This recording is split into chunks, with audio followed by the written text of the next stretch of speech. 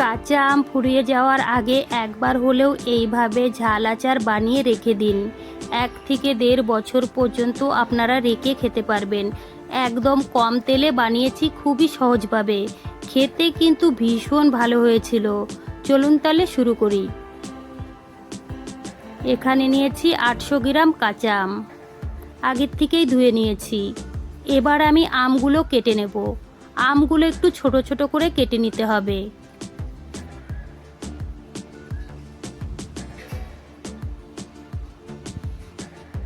তো দেখুন বন্ধুরা, সবগুলো আম আমি কেটে নিয়েছি।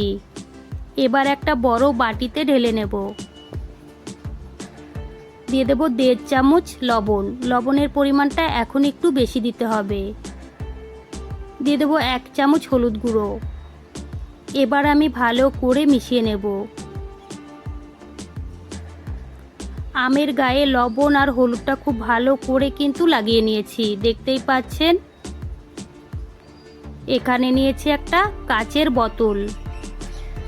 এবার আমি আমের টুকরোগুলো ঢেলে রাখবো। বন্ধুরা, 3 দিন এইভাবেই রেখে দিতে হবে। 3 দিন হয়ে গেছে, দেখতেই পাচ্ছেন আমের কালারটা কিন্তু একদম চেঞ্জ হয়ে গেছে। এবার আমি ঢেলে নেব।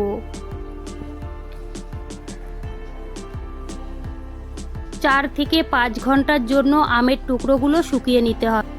তো বন্ধুরা, আম থেকে যে জলটা বেরিয়েছে, এই জলটা কিন্তু আমাদের কাজে লাগবে। এই জলটা কিন্তু রেখে দিতে হবে।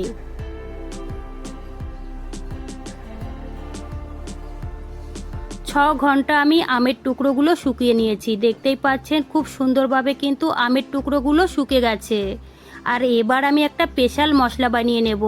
এখানে নিয়েছি 3 চামচ কালো সরষে, 2 চামচ কাশ্মীরি লঙ্কার গুঁড়ো, 2 চামচ মৌরি নিয়েছি, আর নিয়েছি 1 চামচ মেথি। বন্ধুরা, মেথিটা কিন্তু একটু কম দিতে হবে।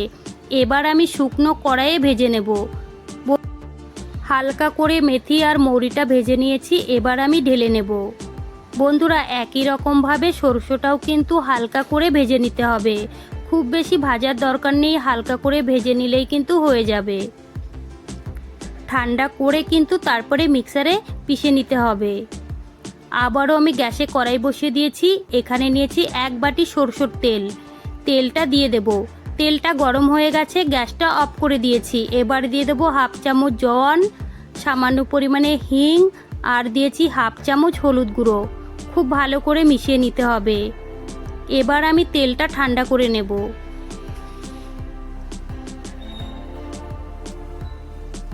তো বন্ধুরা, মশলাটা ঠান্ডা হয়ে গেছে। এবার আমি মিক্সারে গুঁড়ো করে নেব। দেখুন একটু দানা দানা ভাব থাকবে। আবার একটা বাটি নিয়েছি, বাটিতে আমের টুকরোগুলো নিয়ে নেব। দিয়ে দেবো 1.5 চামচ লবণ, কাশ্মীরি লঙ্কার গুঁড়ো, পিষে রাখা মশলাটাও দিতে হবে। এবার আমি আমের জলটা দিয়ে দেব। এখানে 4 থেকে 5 চামচ দিতে হবে। বন্ধুরা, এই আমের জলটা কিন্তু অবশ্যই দিতে হবে। আচারটা খেতে কিন্তু ভীষণ ভালো লাগবে। আর এইদিকে কিন্তু তেলটাও ঠান্ডা হয়ে গেছে। এবার আমি ভালো করে মিশিয়ে নেব। বন্ধুরা, একবার হলেও এইভাবে আচার বানিয়ে খেয়ে দেখবেন, ভীষণ ভালো লাগবে। 1 থেকে 1.5 বছর পর্যন্ত আপনারা রেখে খেতে পারবেন, একদম কিন্তু খারাপ হবে না। দেখুন বন্ধুরা, খুব ভালো করে মিশিয়ে নিয়েছি। কালারটা কতটা সুন্দর হয়েছে। এবার আমি কাচের বোতলে ঢেলে নেব। বন্ধুরা, আমার রেসিপি কেমন লেগেছে কমেন্ট করে জানাবেন। আপনারা যদি কমেন্ট করে না জানান, আমি কি করে বুঝবো রেসিপিগুলো আপনাদের ভালো লেগেছে। চলুন তাহলে বন্ধুরা, ভিডিওটি আমি এখানেই শেষ করছি। আপনারা সবাই ভালো থাকবেন, সুস্থ থাকবেন।